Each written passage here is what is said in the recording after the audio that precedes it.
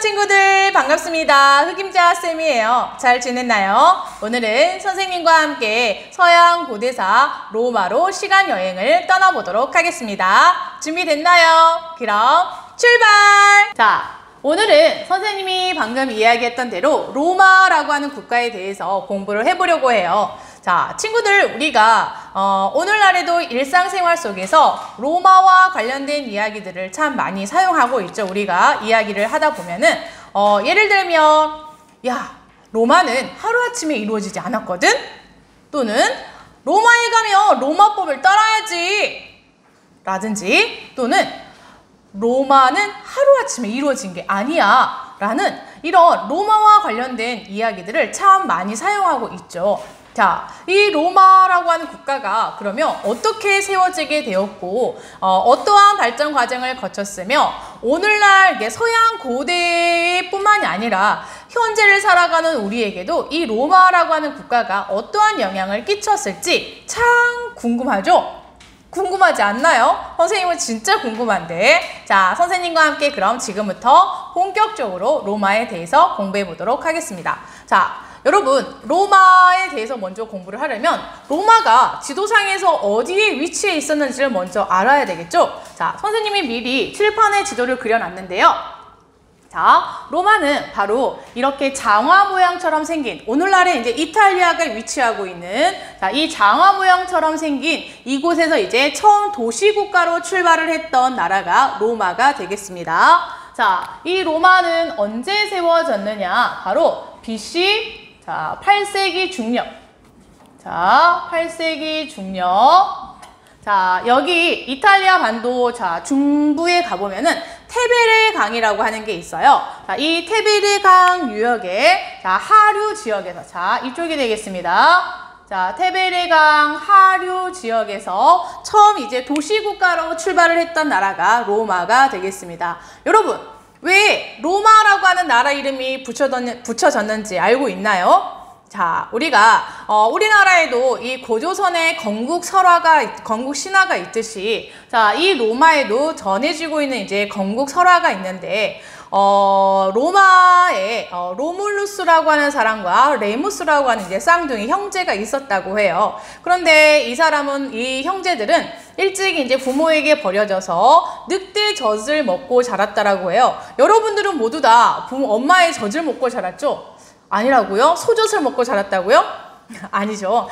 대부분은 다 엄마 젖을 먹거나 이제 분유를 먹고 자랐을 텐데, 이 로물루스와 레무스라고 하는 쌍둥이 형제는 이제 버려져서 늑대의 젖을 먹고 자랐대요. 그런데 이 형이었던 로물루스가 나중에 이제 국가를 건국하는 과정에서 동생이었던 레무스를 죽이고 이제 나라를 세운 게 바로 로마라고 하는 나라가 되었다고 해요. 그래서 이 로물루스의 이름을 따서 이제 로마라고 하는 나라 이름이 정해졌다라고 하죠.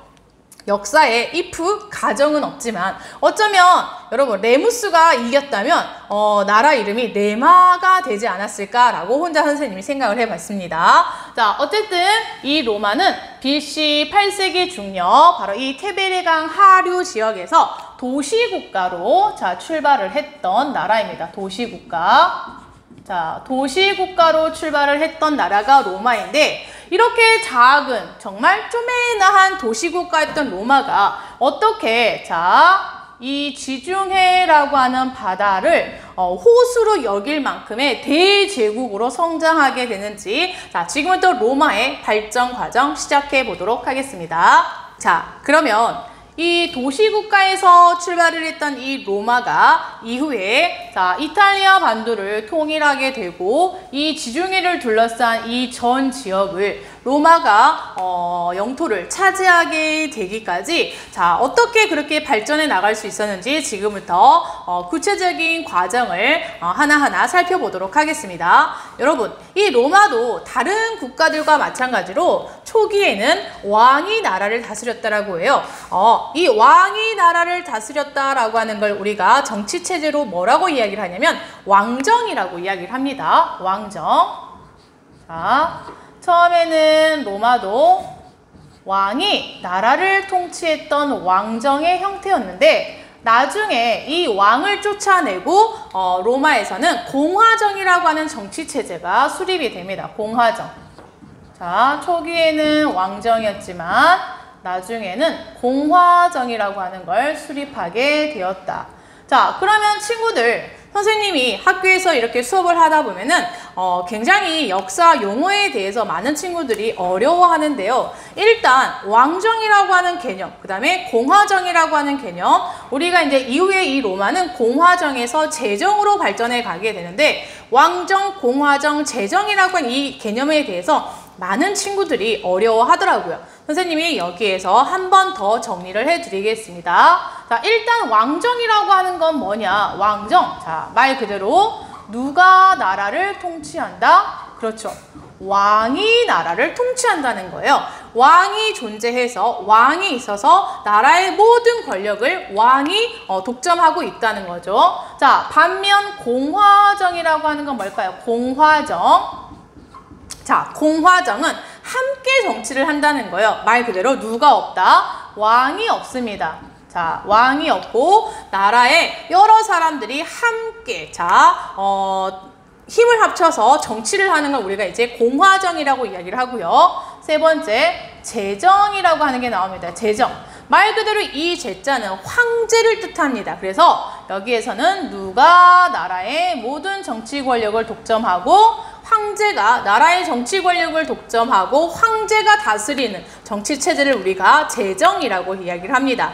친구들, 자, 왕정, 공화정, 제정이라고 하는 개념 잘 정리됐나요? 자, 그러면 다시 돌아가 보도록 하겠습니다. 자, 이 로마도 처음에는 왕정이었다가 이 왕을 쫓아내고 이제 공화정을 수립을 했지만 중요한 건 뭐냐? 이 로마 초기에도 역시 모든 정치 권력을 귀족들이 독점을 하고 있었다는 거예요. 귀족들이 자, 정치 권력을 독점하고 있었다는 겁니다. 자, 이거를 어디를 통해서 우리가 알 수가 있느냐? 예를 들면 로마의 의결 기구였던 원로원이라고 하는 기구가 있었습니다. 원로원. 자, 이 원로원이라고 하는 것은 의결 기구인데요. 자, 현재 우리나라로 이야기를 해본다면 국회가 되겠죠. 자, 이런 원로원이라고 하는 의결 기구나 또 집정관이라고 하는 관리가 있습니다. 집정관. 자, 우리나라로 지금 현재 우리나라로 이야기해 본다면 국무총리 정도 될 것 같아요.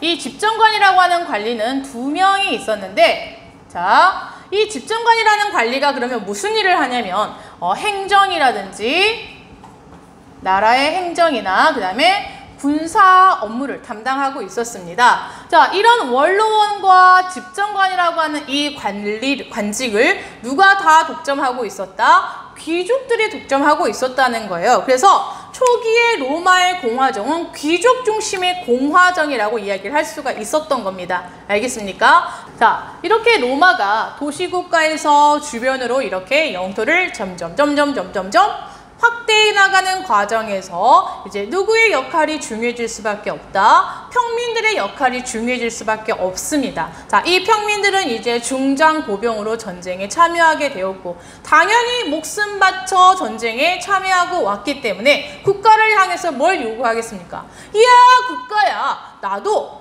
목숨을 바쳐서 전쟁터에 참여하고 왔잖니. 너도 나에게 뭔가 줘야 되는 거 아니야? 왜 나만 희생해야 돼? 이야, 국가야, 나에게 참정권을 다오라고 요구를 할 수밖에 없습니다. 알겠습니까? 자, 선생님과 함께 정리해 볼까요? 선생님이 갑자기 이야!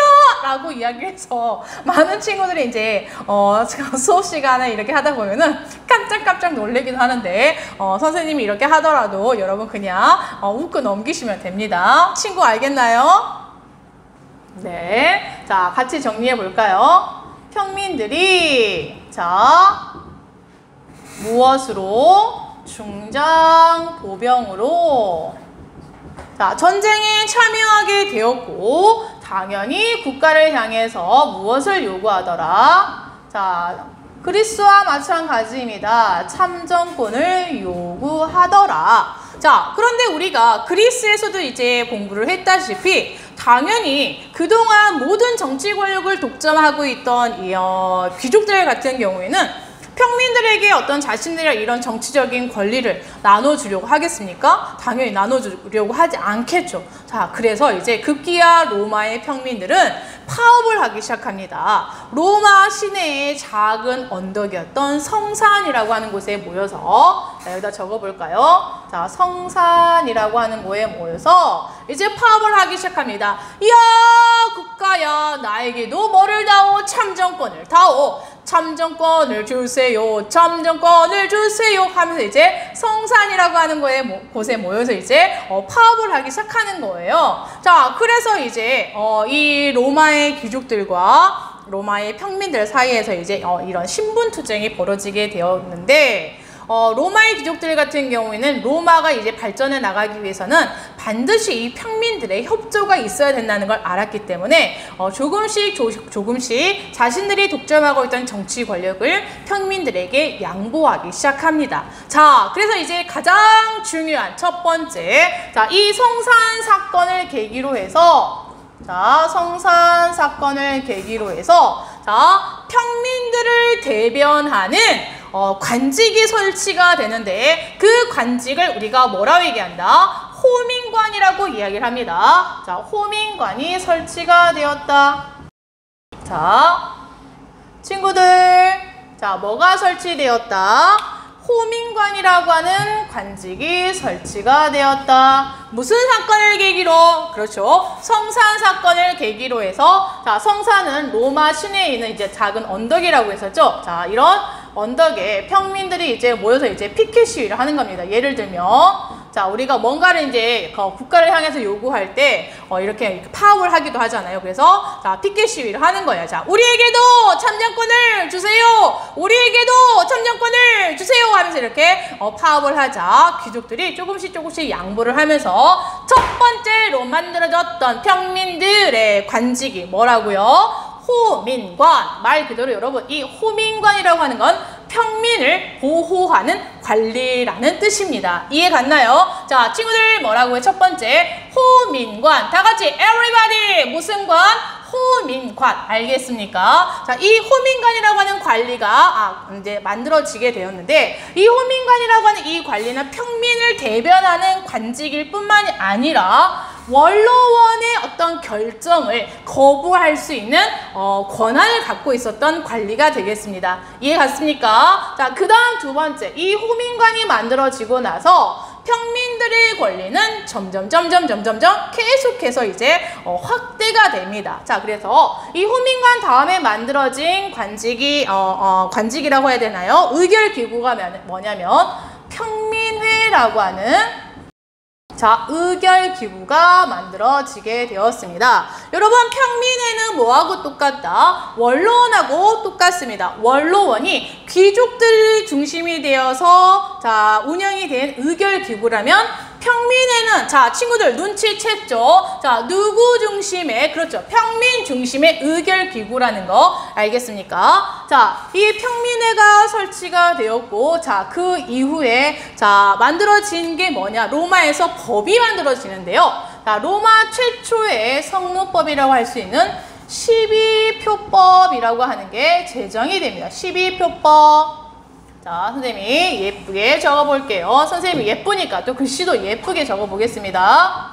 자, 12표법이 만들어지게 되었다. 자, 12표법이 제정되었다. 자, 그러면 친구들, 자, 12표법의 특징이 뭐냐면 로마 최초의 성문법이라는 거예요. 자, 다 같이 뭐라고요? 로마 최초의 성문법. 자, 친구들, 자, 성문법이 뭔지 아십니까? 성문법은 말 그대로 문서로 자, 법이 기록이 되어 있다라는 거예요. 선생님, 그러면 그 전에 로마는 이렇게 문서화되어 있지 않았나요? 맞습니다. 그 전에는 보통 우리가 이제 관습법이라고 이야기를 하죠. 그냥 통상 그냥 관습적으로 이런 거야 라고 해서 이제 관습법이라는 게 존재를 했는데, 그러다 보니까 이 관습법을 해석을 할 때 귀족들이 자기들한테 상당히 유리하게 마음대로 해석을 해버리는 거예요. 자, 귀족들이 법이라는 거에 대해서 마음대로 해석하지 못하게, 쉽게 말하면 코에 걸면 코걸이, 귀에 걸면 귀걸이라고 하는, 자, 이런 식으로 해석하지 못하도록 이렇게 글로써 남겨놨다라는 거예요. 자, 예를 들면 이런 거 있죠. 선생님도 지금 현재 중학교에서 담임을 맡고 있는데요. 친구들에게 지금 이런 코로나 상황 속에서 친구들아, 얘들아, 우리 아침 8시 반 전까지 반드시 자가진단 해야 돼 라고 이렇게 항상 이렇게 문자로 이렇게 알리거나 또는 이제 전화로 하거나 항상 이렇게 이야기를 하는데, 여러분 그거 알죠? 꼭 한두 명씩 안 하는 친구들이 있어요. 대부분 친구들 잘 하지만 꼭 한두 명씩 안 하는 친구들이 있는데, 자, A라는 친구와 B라는 친구가 있다고 가정을 해봅시다. 자, A라는 친구와 B라는 친구가 있는데 똑같이 이 두 명의 친구들이 그날 자가진단을 하지 않은 거예요. 그래서 선생님이 두 명을 불러가지고, 자, 이 A한테는 이야기를 한 거예요. 자, A야, 내일은 너 꼭 자가진단 해야 돼 라고 이렇게 집을 보냈어요. 종례하고 바로 이제 보냈는데, B라는 친구를 불러가지고 이렇게 이야기를 하는 거예요. 야, B야, 너 오늘 자가진단 안 했더라. 너 오늘 벌청소야. 자, 오늘 학교 끝나고 남아서 오늘 교실 쓰고 가야 돼 라고 이야기를 하는 거예요. 자, 그럼 당연히 여기는 B 친구 어떻게 했어요? 완전 열받죠? 친구 그러지 않겠어요? 그쵸. 앞에 있는 친구가 지금 끄덕끄덕 하는데 앞에 있는 친구가 지금 B예요. 완전 열받았어요. 왜? 쌤! 아니, 여기 있는 A도 똑같이 자가진단 안 했잖아요. 선생님 왜 나한테만 그래요? 선생님 저 싫어하세요? 싫어해. 그건 농담이고요. 선생님 너무하세요. 똑같이 자가진단 안 했는데 왜 A는 집을 보내고 저는 왜 교실 청소인가요? 이건 뭔가요? 그냥 이건 관습법이에요. 그냥 코에 걸면 코걸이, 귀에 걸면 귀걸이. 여기는 A는 내일 다시 하기로 했어. 선생님 그럼 저는요? 너는 내일 또 안 할 것 같아. 너 미리 그냥 하는 거야. 그럼 당연히 A가 어떻습니까? 친구 어때요?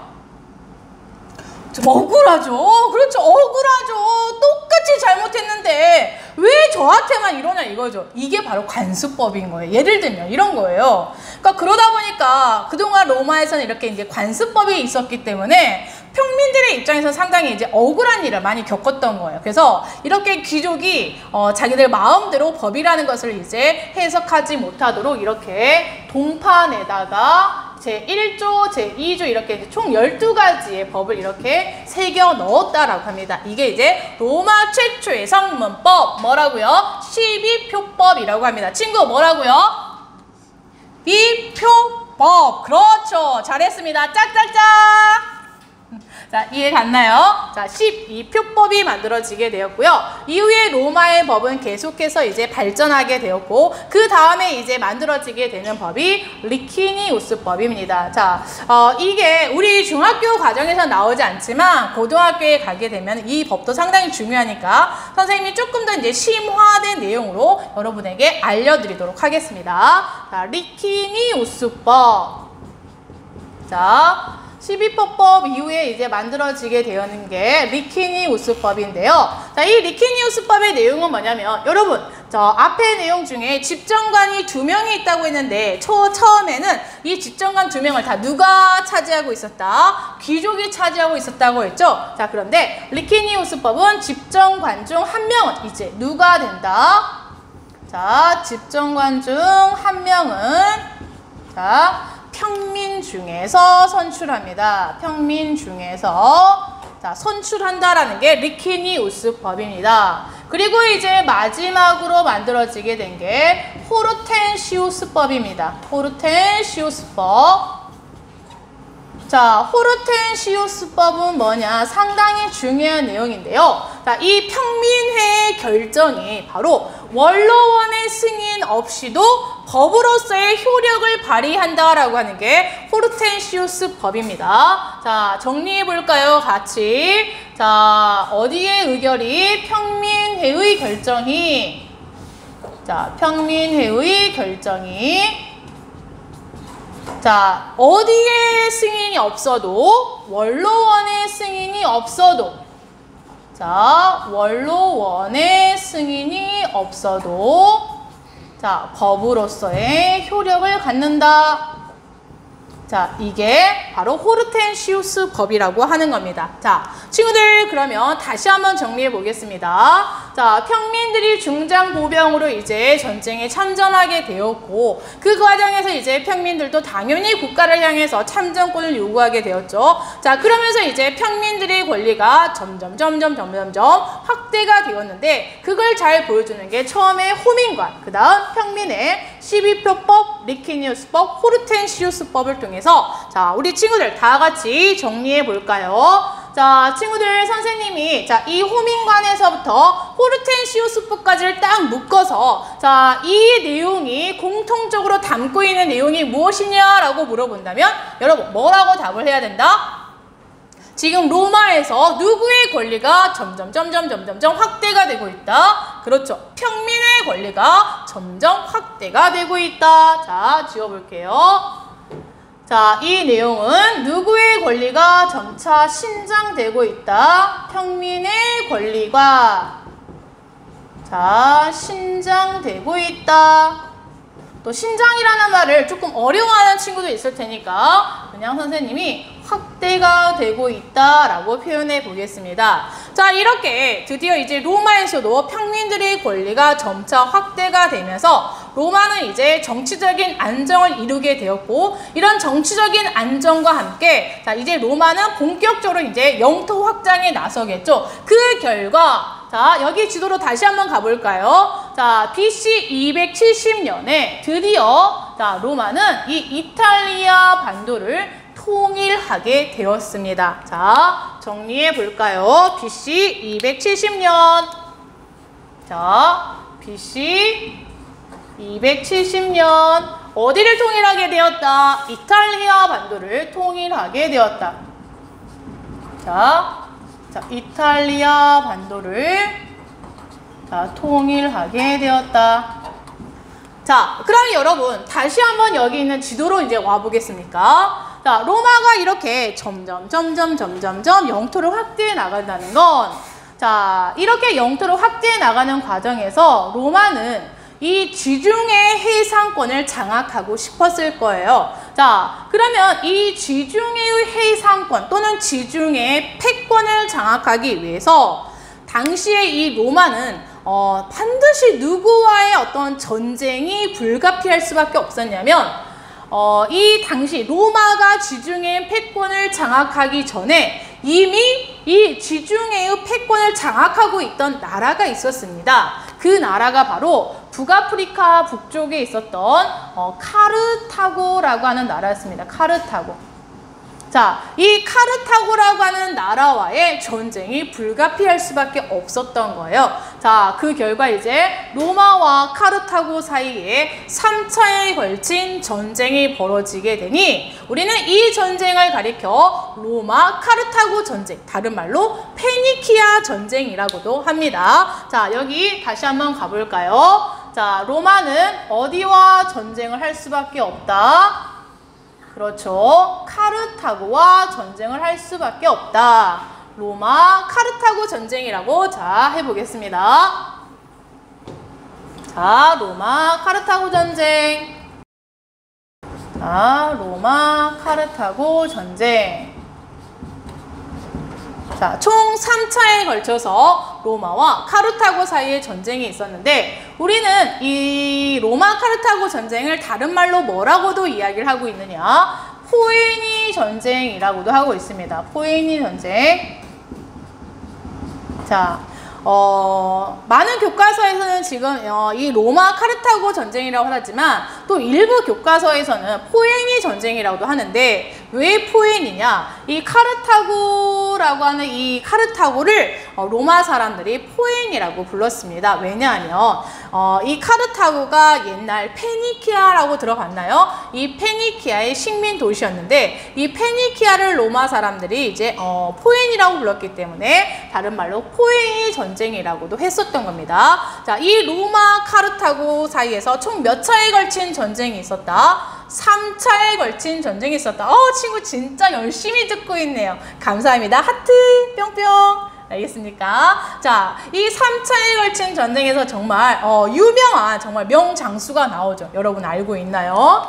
자, 로마에 스키피오 장군이 있었다면, 자, 이 카르타고에는 누가 있었다? 한니발 하는 장군이 있었습니다. 바로 누구? 한니발 장군입니다. 죄송합니다. 이렇게 명장수를 선생님이 이렇게 놀렸는데 죄송해요. 그냥 흘려드리세요. 자, 로마의 스키피오, 그 다음에 카르타고의 한니발 장군이 있었는데요. 여러분, 이 카르타고가 이제 이 로마를 이제 쳐들어가고 싶은데 항상 이 지중해를 통해서 이렇게 들어갈 거 아니에요.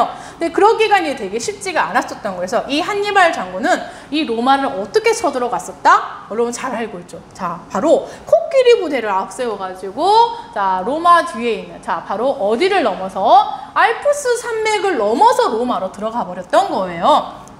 자, 그럼 여기서 쉬어가는 타임으로 여러분 넌센스 퀴즈인데요. 자, 여러분 이 한니발 장군이 이 알프스를 넘었던 방법이 뭘까요? 알프스를 어떻게 넘어갔을까요? 자, 넌센스 퀴즈인데 한니발 장군이 알프스를 넘는 방법은? 이라고 하는 넌센스 퀴즈. 자, 이 넌센스 퀴즈를 맞춘 친구들 댓글에 답을 달아주시면 선생님이 그 정답을 맞춘 친구에게 선생님이 소소한 선물을 보내드리도록 하겠습니다. 자, 넌센스 퀴즈입니다. 한니발 장군이 알프스를 넘었던 방법은? 자, 친구 알고 있죠? 자, 댓글 바로 달아주세요. 자, 많은 친구들이 댓글을 달 거라고 이제 생각을 하는데 어쨌든 이제 다시 돌아가겠습니다. 자, 이 로마 카르타고와의 전쟁에서 이제 결국 누가 승리하게 되느냐? 여러분, 로마가 승리를 하게 되었습니다. 자, 로마가 승리하게 되었다. 로마 승리. 와우! 자, 그럼 친구들. 로마가 승리를 했기 때문에 이제 로마는 이 지중해의 주인이 되는 거예요. 그동안 지중해의 어떤 패권, 지중해의 주인은 누구였다? 카르타고였는데 로마가 이 전쟁에서 승리하게 되면서 이제 로마가 지중해의 패권을 장악하게 된 겁니다. 자, 로마가 승리를 했다라는 건, 자, 다 같이 everybody! 로마의 패권이 아니라 지중해의 패권을 누가 장악하게 되었다? 로마가 장악하게 되었다. 자, 지중해의 패권을 장악하게 되었다. 자, 그러나 결과 여러분, 자, 이 로마 카르타고 이 포에니 전쟁의 결과가 너무너무 중요하니까 여러분 반드시 기억해 둬야 됩니다. 여러분, 지금 선생님 앞에서 열심히 도와주고 있는 친구가 선생님을 굉장히 비웃고 있는데요. 자, 어쨌든 친구 하트 고맙습니다. 자, 여러분, 이 로마 카르타고 전쟁의 결과가 뭘까요? 자, 물론 좋은 결과도 있고 나쁜 결과도 있는데 로마가 이 지중해의 패권을 장악한 건 맞지만 그 이후에 로마는 엄청난 발전을 했을까요? 자, 그게 아니라 오히려 이 포에니 전쟁 이후에 로마는 공화정의 위기가 찾아오게 됩니다. 쌤!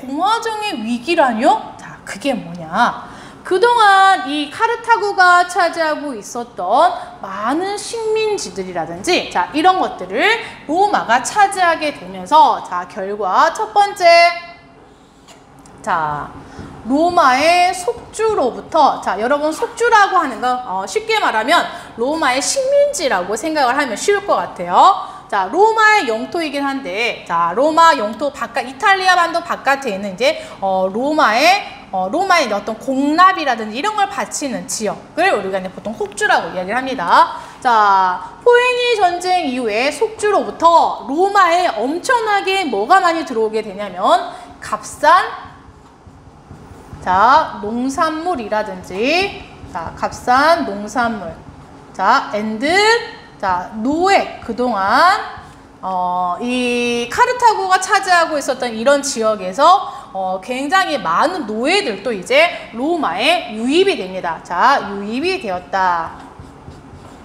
자, 그 결과 이제 무슨 일이 벌어지게 되냐면 여러분 로마 카르타고의 전쟁이 1, 2년 안에 끝난 건 아니었겠죠. 자, 오랜 기간 동안 이제 전쟁을 하다 보니 이제 평민들은 멀리까지 전쟁을 나가게 되었고 또 오랜 기간 전쟁터에 나가 있었을 거 아니에요. 자, 그러다 보니까 이제 전쟁이 끝나고 막상 딱 집에 돌아오게 되니 어떤 일이 벌어졌을까요?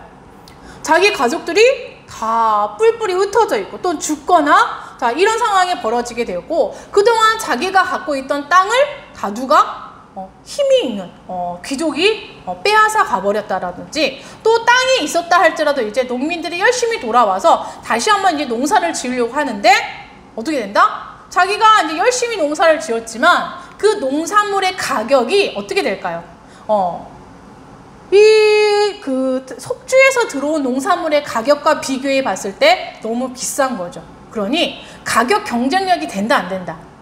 되지 않는 거예요. 자, 그러다 보니까 가장 중요한 결과가 뭐냐면 포에니 전쟁 이후에 로마의 어떤 근간이 되었었던 자영 농민들이 몰락하게 되는 결과를 가져오게 되었던 거예요. 친구들 이해 갔나요? 자, 가장 중요한 결과가 뭐다? 자영 농민들이 몰락하게 되었다. 자영농의 몰락.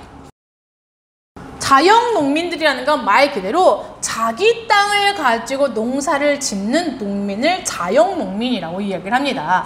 그러니까 이 포에니 전쟁 전까지만 하더라도 이 자영 농민들이 열심히 농사를 지어서 이제 돈도 벌고 그 돈을 벌어서 이제 중장 보병으로 전쟁에도 참여를 했는데 이 포에니 전쟁 이후에 이제 이 자영 농민들이 이제 몰락해 버리게 되면서 이제 나라의 근간이 완전히 흔들리게 된다라는 거죠. 이해갔습니까? 또 하나 뭐냐? 여러분, 자영농민들이 몰락을 했다라고 하는 건 반대로 생각을 해보면 자영농민들이 그동안 갖고 있던 토지를 자 누가 이제 다 차지하게 된다? 일부 힘 있는 사람들이 차지하게 되겠죠. 귀족을 포함한 힘 있는 사람들이 자 대토지를 이제 소유하게 되는데 자 이렇게 힘 있는 사람들은 그 대토지를 어떻게 운영을 하게 된다? 그렇죠. 바로 속주에서 들어온 이 노예 노동을 이용해서 자, 이 대토지를 또는 대농장이라고도 표현하는데요. 자, 이 대토지를 운영하고 경작하게 되었던 겁니다. 자, 그래서 이 말을 우리가 뭐라고 하느냐?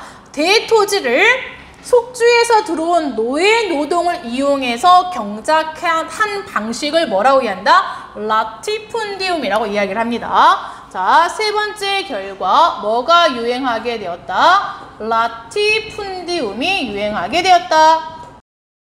자, 다 같이 뭐가 유행하게 되었다? 라티푼디움이 유행하게 되었다. 미안합니다. 발음을 좀 꼬아보려고 했는데 라티푼디움이 아니고 라티푼디움이 유행하게 됐습니다. 아재 개그가 아니라 아줌마 개그를 좀 치고 싶었는데 죄송합니다. 라티푼디움. 자, 그러면 라티푼디움은 뭐다? 자, 대토지인데 자, 노예노동을 이용한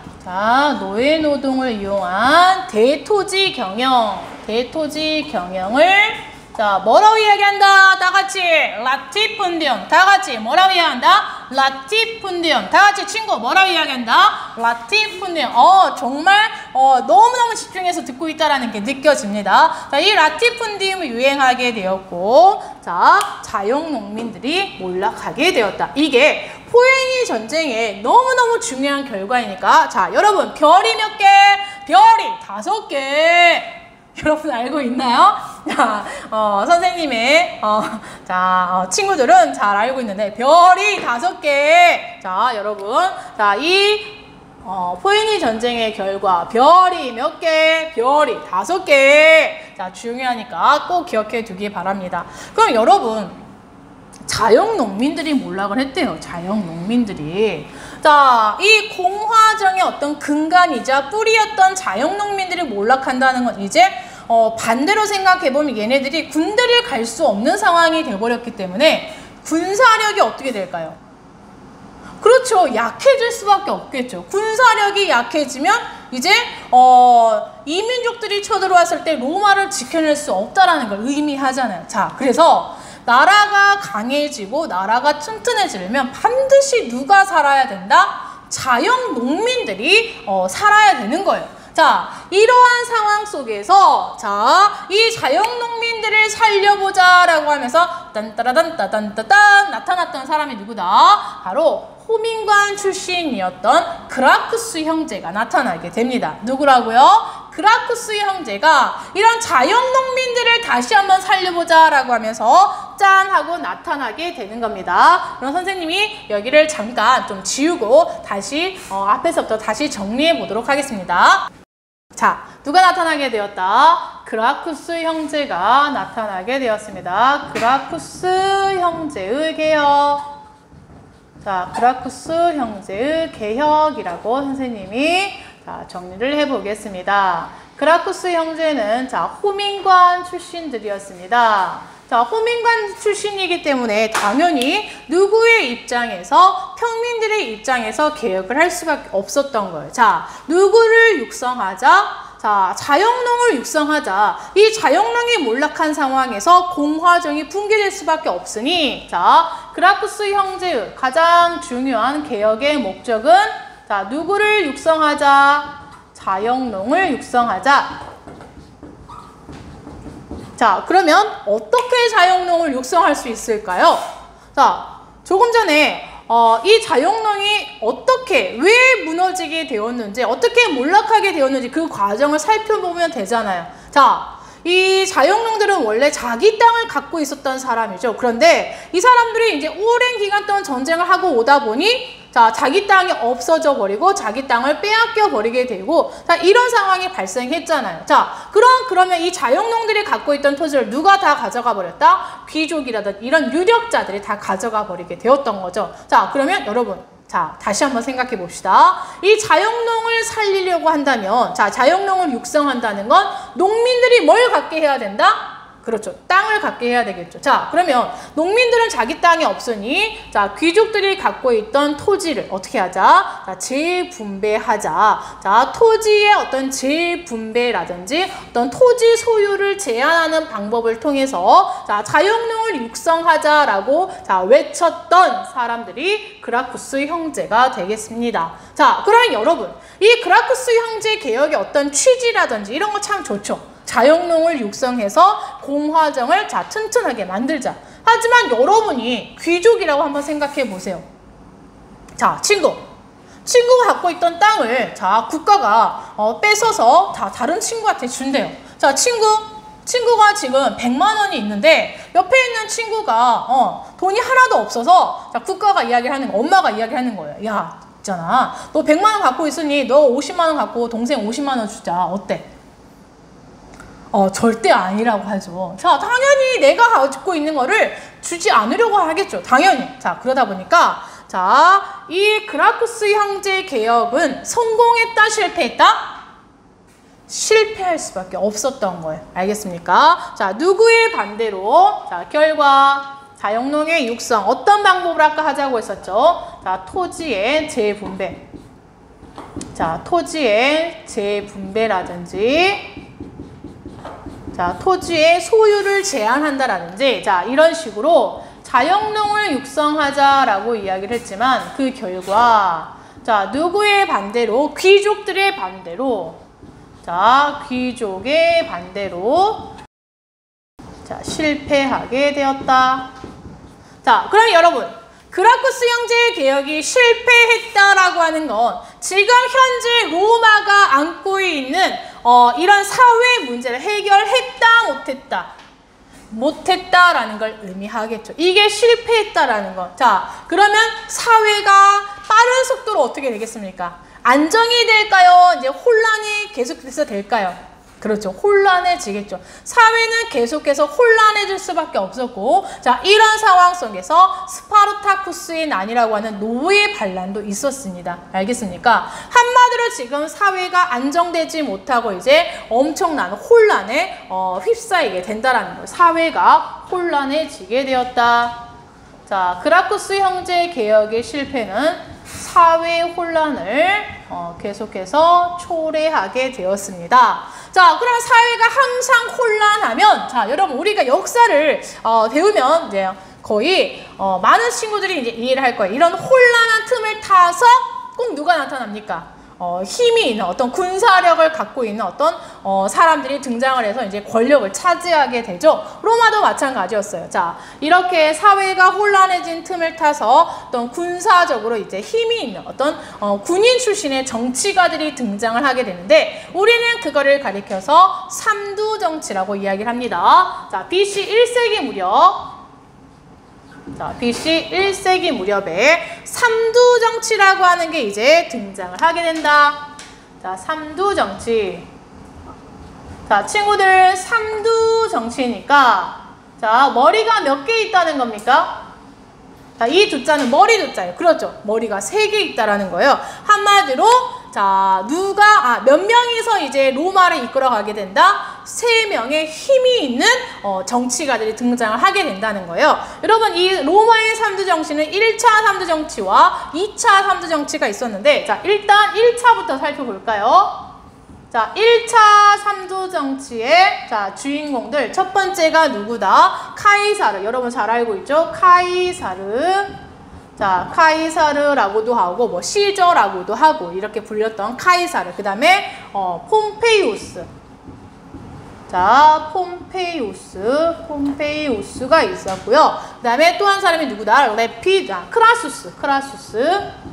자, 크라수스라고 하는 자, 이 3명에서 이제 1차 삼두정치를 이끌어 갔는데 결국에 이제 나중에 이 크라수스는 전쟁터에 나가서 이제 죽게 되고 이 폼페이우스가 이 카이사르가 이제 독재할 것을 우려해서 이제 카이사르는 당시에 이제 갈리아 지방에 이제 전쟁을 하러 나가 있는 상태였었죠. 자, 이때 이제 카이사르의 이제 인기가 굉장히 높아지고, 자, 이러다 보니까 이 폼페이우스는 카이사르가, 독재를 할 것을 염려해서 이제 모든 칼을 버리고 돌아오라고 하죠. 자, 로마로 돌아와라. 그랬더니 카이사르가 뭐라고 이야기를 합니까? 주사위는 던져졌다라고 하면서 이제 루비콘 강을 건너 로마로 진격해 들어오게 되죠. 결국에 자, 폼페이우스마저 제거하고 이제 누가 권력을 독점하게 되었다? 친구 누구? 그렇죠. 카이사르가 권력을 잡고 이제 사실상 독재를 하게 되었던 거예요. 자, 그러면 여러분 이 독재에 대해서 독재를 하는 거에 대해서 로마의 귀족이라든지 로마 시민들은 좋아했을까요?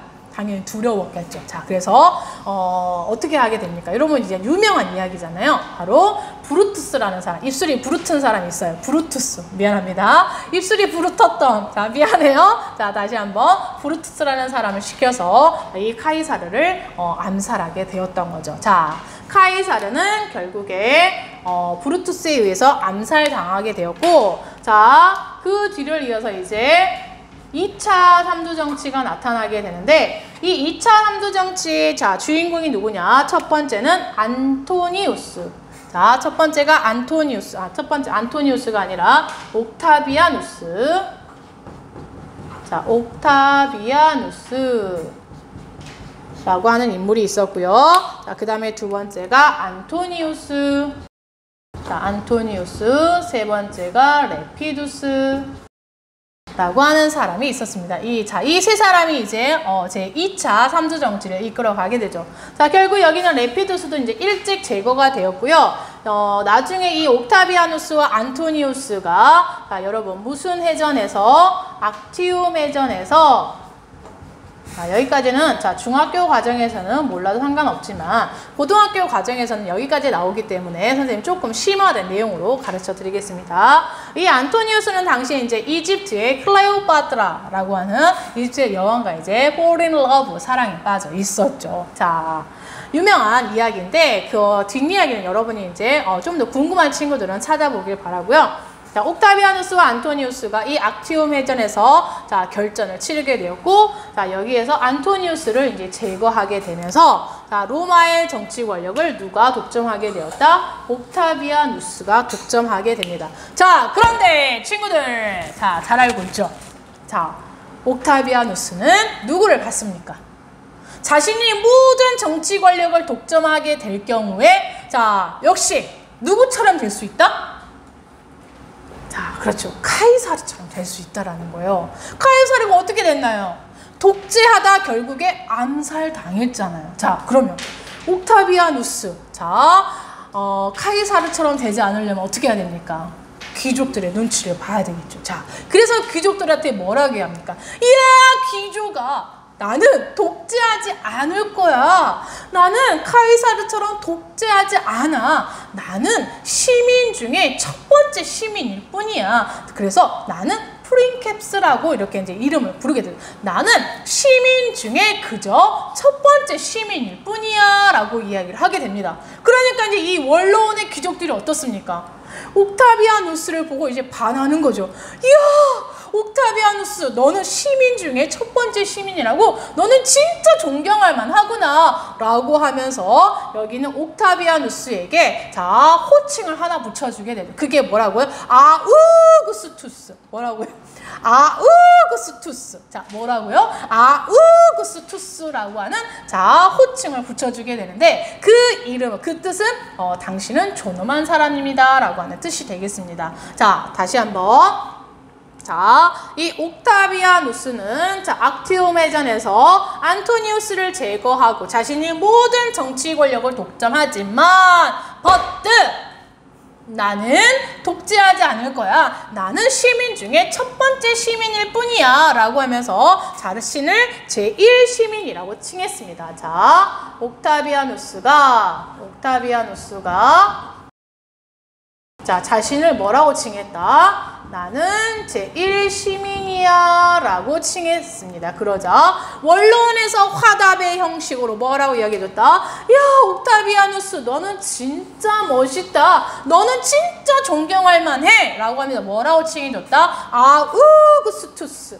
자, 미안합니다. 아우구스투스라고 하는 자, 너는 존엄한 자야 라고 하는 칭호를 붙여주게 되죠. 자, 그런데 여러분 재미난 게 뭔지 아십니까? 옥타비아누스는 자기 스스로는 제1시민이라고 했지만 사실상 이때부터 로마는 정치체제가 뭐로 바뀌게 될까요?